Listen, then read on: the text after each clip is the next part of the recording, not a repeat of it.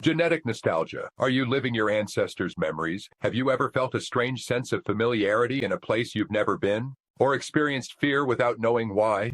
What if those feelings aren't random? What if they don't belong to you at all? What if your memories are older than your life? We usually think of memory as something personal, something stored in our brains, shaped by our experiences. But what if memory goes deeper than that? What if your body, your DNA, carries echoes of lives lived long before you?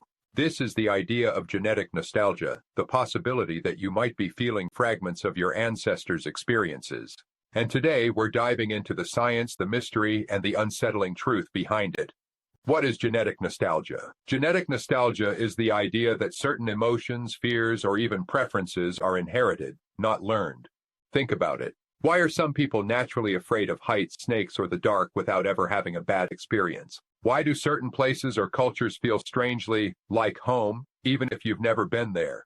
Some scientists believe the answer may lie in epigenetics, a field that studies how experiences can leave marks on our DNA. Not changing the DNA itself, but how it behaves. In other words, your ancestors' experiences might have left biological footprints that you still carry today. Real science behind it. This might sound like science fiction, but there's real research behind it. In one famous experiment, mice were trained to fear a specific smell.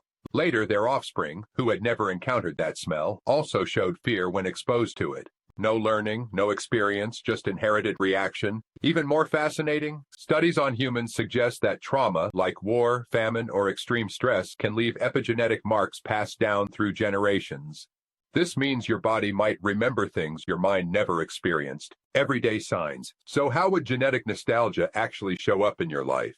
Here are some possible signs. A deep emotional reaction to certain music, languages, or traditions. Unexplained fears or anxieties. Strong connections to places you've never visited. Recurring dreams that feel oddly historical or unfamiliar. It's like your brain is trying to piece together a story from fragments it doesn't fully understand. Memory or interpretation.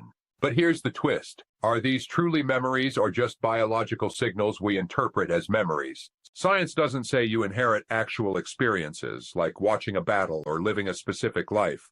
Instead, you might inherit emotional patterns, instincts, or sensitivities. Your brain then tries to make sense of them, turning them into feelings of déjà vu or nostalgia. So you're not literally remembering your ancestors' lives, but you might be feeling their echoes. The big question. If this is true, it raises a powerful question. How much of you is really yours? Your fears, your preferences, your instincts, are they shaped by your life or inherited from generations before you?